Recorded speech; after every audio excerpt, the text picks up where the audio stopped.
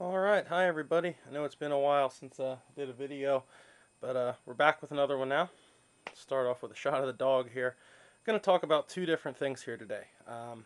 First is going to be this pistol. This is a Glock 35. So we'll right off the bat here show you this is unloaded, empty mag well. Not a thing in the chamber there. So we do have an empty gun here. So I'd like to talk to you about this gun just a little bit. And then we'll go on to discuss the rest of the gear that I choose to use in competition. Just to give you an idea, if you're getting into competing, what kind of gear's out there and what might work well for you. So this is, again, a Glock 35. This is one of the 5-inch barrel, a little bit longer than normal. This is chambered in 40 Smith & Wesson.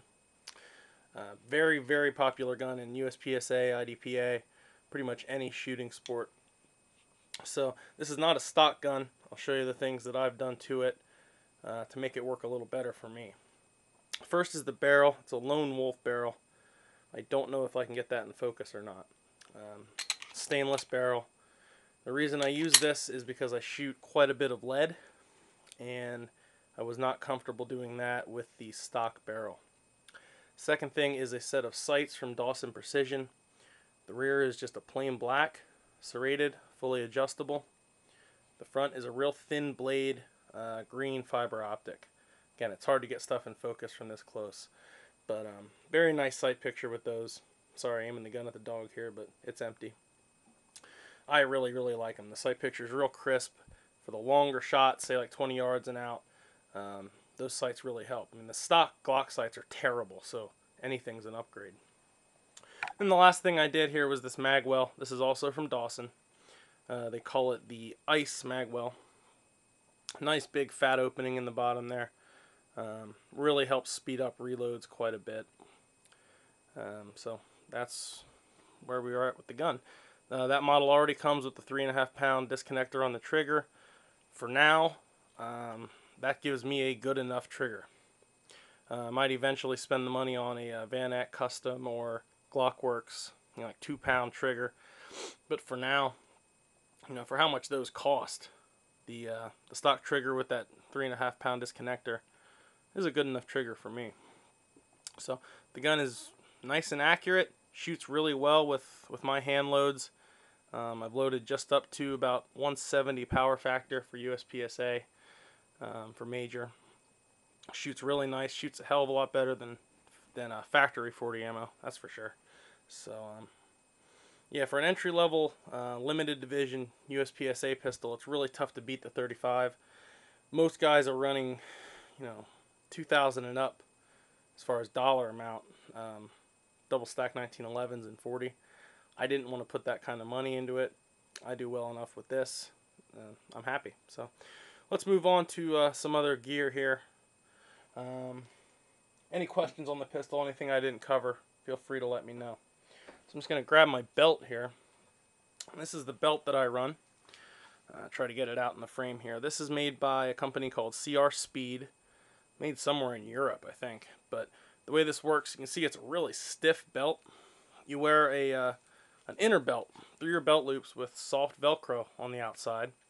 And this outer belt has the sticky Velcro on the inside. And this just straps right onto that inner belt, so that this belt holding your gear isn't running through your belt loops. So you can put your gear wherever you want it. Your belt loops aren't in the way. And you can just leave it on here. Set up just how you want it, slap it on, you're ready to go shoot. As far as the mag pouches, these are also made by CR Speed. They're called a Versa pouch. They come with different spacers here. You can kind of see that lip of that spacer there. These are obviously for Glock mags. You can also use 1911 single or double stack in these. I believe the Smith & Wesson M&P mags will also fit in here.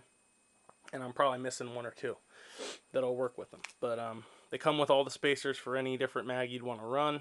They're about 30 bucks a pop, which isn't too bad for the quality. On the inside, I put some extra Velcro on them just to get a good solid connection with my inner belt.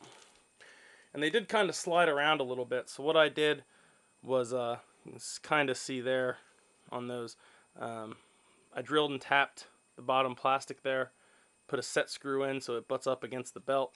These things aren't going anywhere now. So I really like those. They're fully adjustable for cant. You can put them whatever angle you want. See, that's my front pouch, and as they go back, they get a little more vertical, just to accommodate my arm angle when I'm reaching down for a magazine. We'll go on to the holster here. This is also a CR Speed holster. This is specifically for small frame Glocks, 9 and 40 Glocks. So I'll show this to you. This is what's considered a race holster. The gun just sort of hangs there. The only thing that's covered is the trigger guard per rules and safety regulations. So when it's time to draw, that just comes right up and out, and you're out of the holster. So there's no need to pull all the way up, get all this real estate here up and out of a holster. Just snaps right out. And there's a locking mechanism if you're going to be walking around, or maybe if you're shooting 3-gun, you have to run, so the gun's not going to fall out. If a gun falls out of your holster while it's loaded, you're disqualified, so that's important. So that's basically my setup. That's what I choose to run. I just want to talk to you about the magazines I run here. It's a standard 15-round Glock 40 cal magazine.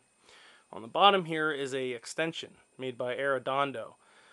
These work on 9mm and 40 cal Glock mags. In a 9mm you will get, I believe, 7 extra rounds in, and 40 it's 5 extra rounds. So I'm carrying 20 rounds per magazine. Right now I only have extensions for 2 of my mags. I will be getting more for the rest of them. They're really nice to have for competition. They're not legal for IDPA, only for USPSA limited, so keep that in mind depending on what your shooting venue may be. So believe that covers it. That's what I choose to run for competition. So I showed you the belt and everything, and then of course the trusty Glock here. Just get that back out. Finish up with this. So yeah, like I said, you're looking at probably the best gun if you're going to get into competitive shooting. This is going to cover a lot of different areas. You can shoot IDPA, you can shoot USPSA, either limited 10, or production with it. You can load down to minor power factor, shoot production. So if you're looking for a gun that's going to let you do whatever you feel like doing when it comes to competitive shooting, it is extremely tough, especially for the money, to beat a Glock 35. So give that some thought. Any questions, feel free to let me know. You can post away on the comments. I'll respond to anything that needs a response. So hope I gave you some good info. Have a good day. Keep shooting. Stay safe. See ya.